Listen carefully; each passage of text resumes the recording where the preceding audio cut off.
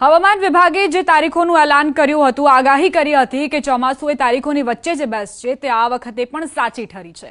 છેલ્લા 21 વર્ષમાં 20 વખત હવામાન વિભાગની આગાહી સાચી ઠરી છે। હવામાન વિભાગે કહ્યું હતું કે 2025માં 23 મે થી 30 મે વચ્ચે ચોમાસુ બેસશે અને એ જ થયું।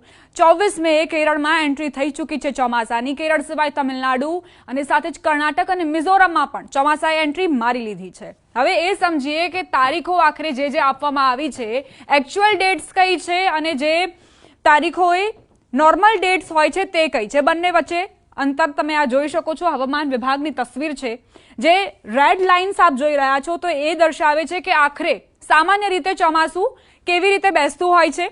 તો 1 જૂને કેરળમાં તેની એન્ટ્રી થતી હોય છે અને સાથે જ જે પૂર્વોત્તરના રાજ્યો છે, મિઝોરમ અને એ સિવાયના જે અન્ય રાજ્યો છે ત્યાં એન્ટ્રી થતી હોય છે। હવે એક્ચ્યુઅલ ડેટ્સની વાત કરીએ તો 24 મે ચોમાસાની એન્ટ્રી થઈ ચૂકી છે। આપ આ બ્લુ લાઇન્સ જોઈ રહ્યા છો, એટલે આ જે લાઇન્સ છે આપ આ જોઈ રહ્યા છો કે જે દર્શાવે છે કે દક્ષિણ ભારતના જે રાજ્યો છે ત્યાં ચોમાસાની એન્ટ્રી થઈ ચૂકી છે। જે કર્ણાટકનો ભાગ છે, આ સિવાય કેરળનો ભાગ છે, તમિલનાડુનો ભાગ છે, ત્યાં એન્ટ્રી થઈ ચૂકી છે અને આ સિવાય મિઝોરમમાં પણ ચોમાસાએ એન્ટ્રી મારી લીધી છે।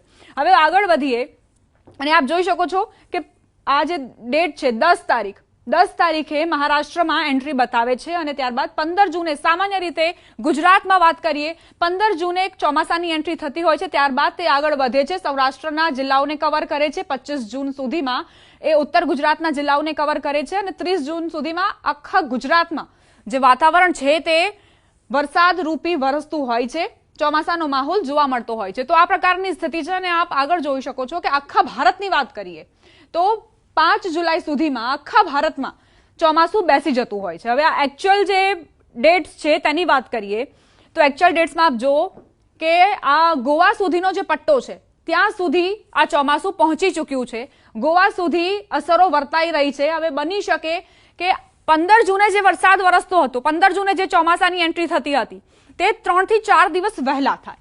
તો કેરળમાં 8 દિવસ વહેલી ચોમાસાની પધરામણી થઈ ચૂકી છે। 16 વર્ષમાં સૌથી વહેલું આ ચોમાસું છે। 16 વર્ષમાં પહેલી વખત એવું બન્યું છે કે સૌથી પહેલા ચોમાસાની એન્ટ્રી થઈ છે। આ પહેલા 2009ની વાત કરીએ જ્યારે 23 મે ચોમાસાની એન્ટ્રી થઈ હતી કેરળમાં, પરંતુ આ વખતે જ્યારે 2025ની હું વાત કરી રહી છું ત્યારે 24 મે, એક દિવસ પછી 2009માં 23 મે અને 2025માં 24 મે એન્ટ્રી થઈ ગઈ છે। 2-3 દિવસમાં મહારાષ્ટ્રમાં પણ આ ચોમાસાની એન્ટ્રી થઈ જશે। એટલે જે ચોમાસાની ડેટ છે મહારાષ્ટ્રની હું વાત કરી રહી છું, જ્યાં 5 થી 10 તારીખની વચ્ચે ચોમાસું બેસતું હોય છે ત્યાં પણ હવે વહેલું ચોમાસું આવશે।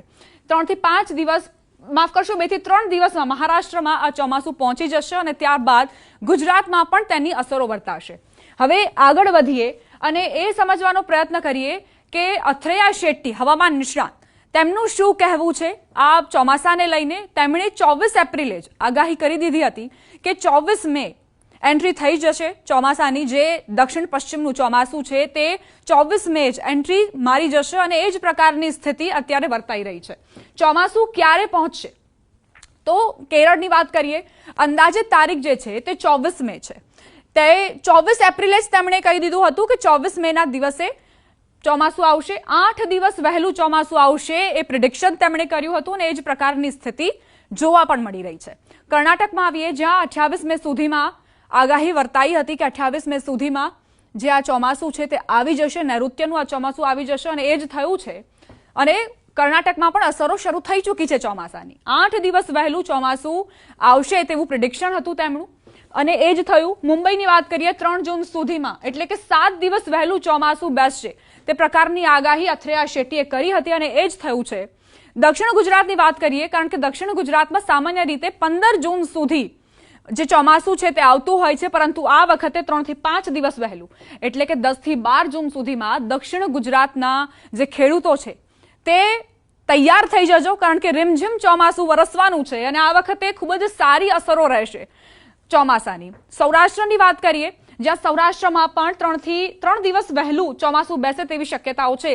17 જૂન સુધીમાં સૌરાષ્ટ્રમાં ચોમાસું બેસી જશે। તેવી આગાહી હવામાન નિષ્ણાંત અથરેયા શેટ્ટીએ કરી હતી અને એ જ પ્રકારની સ્થિતિ અત્યારે પણ જોવા મળી રહી છે. જે અનુમાન તેમનું હતું તે અહીં સાચું ઠરી રહ્યું છે. હવે આવીએ ઉત્તર ગુજરાતની વાત કરીએ, જ્યાં 10 દિવસ વહેલું ચોમાસું બેસશે, એટલે કે 20 જૂન સુધીમાં જે ઉત્તર ગુજરાતના રાજ્યો છે, ઉત્તર ગુજરાતના જે જિલ્લાઓ છે ત્યાં વરસાદની શરૂઆત થઈ જશે એવી આગાહી કરી હતી હવામાન નિષ્ણાંત અથરેયા શેટ્ટીએ અને એ જ પ્રકારની સ્થિતિ અત્યારે વર્તાઈ રહી છે.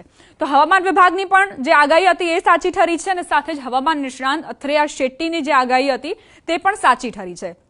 હવે વાત કરીએ 1918ની, કે જ્યારે સૌથી વહેલું ચોમાસું બેસ્યું હતું ત્યારે પ્રથમ વખત એવું બન્યું હતું કે સૌથી વહેલા ચોમાસું બેસ્યું હતું. મે મહિનામાં ચોમાસાની એન્ટ્રી થઈ ચૂકી હતી અને ત્યારબાદ વહેલું જે ચોમાસું 1918માં બેસ્યું અને સૌથી મોડું ચોમાસું 1972માં બેસ્યું હતું, કે જ્યારે જૂન મહિનામાં મોડે જે ચોમાસાની એન્ટ્રી થઈ હતી.